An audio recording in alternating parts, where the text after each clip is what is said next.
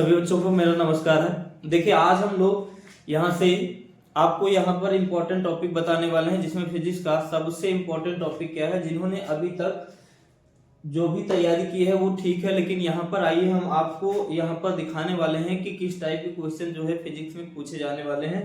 तो यहाँ से आपकी तैयारी की भी परख होगी कि आपने कितना तैयार किया हुआ, क्या आप इन क्वेश्चन की तैयारी कर चुके हैं या अभी नहीं किए हैं। तो इन क्वेश्चन को बिल्कुल ध्यान से देख लीजिएगा। जो जो क्वेश्चन आपके पेपर में एकदम बेसिक एकदम इम्पोर्टेंट टॉपिक से हमने उठाया हुआ है, जो भी क्वेश्चन पूछे जाने वाले हैं, क्या उनको आप लोगों ने अब तक पढ़ा कि नहीं पढ़ा। उन सारे क्वेश्चन को अभी अगर नहीं कर पाए हैं तो उनको कवर कर लीजिएगा और अपनी यहाँ पर तैयारी की भी क्षमता को मापिएगा कि आप कितना तैयार हैं फिजिक्स का पेपर देने के लिए। कितना आप टॉपिक को आप कितना कवर कर चुके हैं, या फिर यहाँ पर भूल चुके हैं कि हमारा एग्जाम भी है, तो यहाँ पर आपको कवर करना होगा। ठीक है ना। जैसा कि एक दिन का एग्जाम टला है तो लोग सोच रहे हैं कि अब हमारा एग्जाम ही नहीं होगा, पढ़ना लिखना सब बंद कर दिए हैं। तो आप लोग ऐसा मत कीजिए, आप लोग बढ़िया से तैयारी कीजिए और यहाँ पे ध्यान पूर्वक पढ़िएगा कि क्या क्या आप लोगों ने यहाँ से तैयार किया है। यहाँ पर देखिएगा, अपनी क्षमता को भी मापिएगा कि आपने कितना तैयारी की है, आप कितना तैयार है फिजिक्स का पेपर देने के लिए। यहाँ पर देखिए सबसे बढ़िया क्या होता है, स्ट्रैटेजी। जितनी बढ़िया स्ट्रैटेजी अपनाएंगे उतना बढ़िया आपको नंबरिंग यहाँ पे दी जाएगी, उतना बढ़िया आपका स्कोर होगा। तो 90+ यहाँ पर स्कोर फिजिक्स में किया जा सकता है, लेकिन कैसे, ठीक है ना। 90+ स्कोर किया जा सकता है और बहुत लिमिटेड टाइम में, बहुत कम समय में, बहुत कम क्वेश्चन को पढ़ करके। ऐसा नहीं कि पूरा फिजिक्स से ही रटना पड़ेगा तब जाकर के आएगा, ऐसा कुछ भी नहीं है। अगर हम यहाँ से बात करें तो कौन कौन से टॉपिक आपको पढ़ने हैं, उन टॉपिक पे विशेष ध्यान दीजिए, ठीक है ना। चलिए उन टॉपिक्स पर ध्यान दीजिएगा।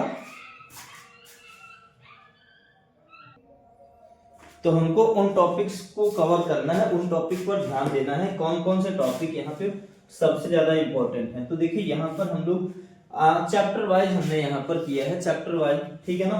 तो टोटल चैप्टर वाइज हमने क्वेश्चन को यहाँ पे लिख रखा है, कौन कौन सी चीजें आपको पढ़ना है। अगर इसमें भी कोई डाउट आता है, अगर आपको यहाँ पे समस्या आती है कि ये चीजें हमको तैयार नहीं है, तो एक बार मुझे यहाँ पर इस चैनल के कमेंट बॉक्स में आप कमेंट करके मुझे बता दीजिएगा कि कौन सा चैप्टर के कहाँ पे कौन सा क्वेश्चन में आपको दिक्कत है, तो वहां से हम करा देंगे, ठीक है। देखिए सबसे पहला इंपॉर्टेंट टॉपिक की बात करते हैं तो कूलाम का नियम।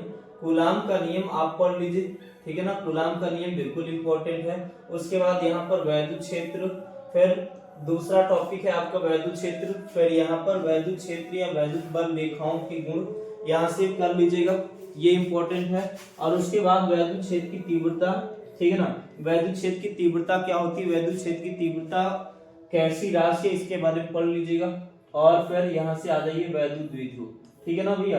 वैद्युत द्विध्रुव P बराबर फार्मूला क्या होता है, Q/2L होता है, इसके बारे में पढ़ लीजिएगा। उसके बाद फिर यहाँ पर सबसे इंपॉर्टेंट चीज आ जाती है पहले चैप्टर से, जो आ जाता है आपका यहाँ पे पहले चैप्टर से जो चीजें आती हैं, अगर हम बात करते हैं तो यहाँ से आता है अच्छी और निरक्षी स्थिति में वैद्युत क्षेत्र की तीव्रता का व्यंजक हल करने के लिए, ठीक है ना। ये अच्छे नंबर देके भी जाता है, लेकिन बोर्ड पेपर में एक क्वेश्चन इसका पूछा भी जाएगा, तो आप लोग इसको कवर कर लीजिएगा, तैयार कर लीजिएगा, ठीक है ना। आज हम तैयारी पर ही विशेष यहाँ पे बात करने वाले हैं कि क्या कुछ खास आप तैयारी करेंगे, क्या कुछ आपकी तैयारी कितनी है। उसके बाद फिर एक समान वैद्युत क्षेत्र में वैद्युत द्विध्रुव पर लगने वाला बल, एक समान वैद्युत क्षेत्र में रखे वैद्युत द्विध्रुव पर लगने वाला बल का फार्मूला यहाँ पर आप लोग डेरिवेशन कर लीजिएगा। फिर कूलाम के सूत्र पर आधारित सवाल जो भी आती है, ठीक है ना। यहाँ पर अक्सर क्या पूछता है, दूरी पूछता है कि अगर दो आवेश रखे गए हैं, इनके बीच में इतना बल लग रहा है, तो उनके बीच की दूरी ज्ञात कीजिए, कितनी दूरी पर वो स्थिर आवेश रखे गए हैं।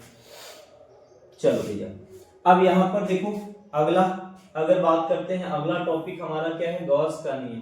गॉस का नियम और गॉस का प्रमेय, जो थियरी तो है वो तो लिखना ही है, लेकिन गॉस प्रमेय को सॉल्व भी करना है। गॉस प्रमेय पर सवाल भी आती है, गॉस प्रमेय की थ्योरी भी आती है, गॉस प्रमेय का यहाँ पर फार्मूला भी आता है। तो इन तीनों चीजों को आप लोग पढ़ लीजिएगा। देखिए लिमिटेड पढ़ना है अभी, अब आपके पास समय नहीं पूरा फिजिक्स पढ़ें, ठीक है ना। फिजिक्स एक प्रकार का पूरा देखा जाए तो पूरा संगम ही है, लेकिन यहाँ से आप लोग केवल उतना ही पढ़ाई करिए जितना आपके लिए इम्पोर्टेंट है, ठीक। चलो, यहाँ पर बहुत सारा कंफ्यूजन होता है, कितना पढ़े कितना नहीं पढ़े, तो आप लोगों को मैं बता देना चाहता हूँ, केवल इतना चीजें कवर करिए। वैद्युत फ्लक्स क्या होता है, फ्लक्स की परिभाषा, ठीक है ना।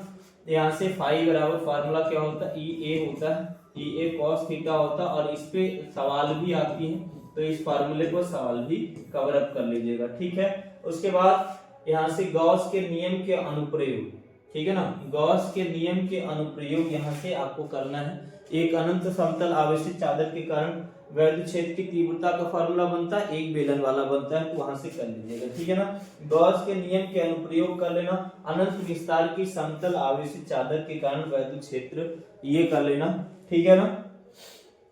आज मैंने यहाँ पर फर्स्ट पेपर में जितना भी इम्पोर्टेंट टॉपिक है, जितना भी मोस्ट इम्पोर्टेंट टॉपिक है, उनको मैंने यहाँ पर आपको यहाँ पर बताने की कोशिश हम कर रहे हैं। बाकी कल की वीडियो में आपको सेकंड लेक्चर में आपको पूरा मिल जाएगा, ठीक है। उसके बाद यहाँ से जो अगर दिक्कत आएगी तो हम यहाँ पर एक क्लास ऐसी करेंगे, फिजिक्स पेपर होने से पहले मैं ऐसा करूंगा कि एक वीडियो फुल आपके लिए बनाऊंगा, जो कि इसमें पूरा का पूरा पेपर ही होगा, एक तरीके से एक्सपेक्टेड पेपर होगा, जो कि पेपर से पहले, और उस पेपर से यहाँ पर बात करेंगे कुछ ज्यादा से ज्यादा अधिकतर चीजें उसी पेपर से फंस जाएंगी, ठीक है।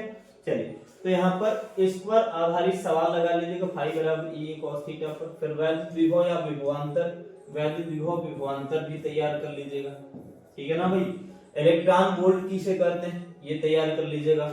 विभव प्रवणता क्या होता है, विभव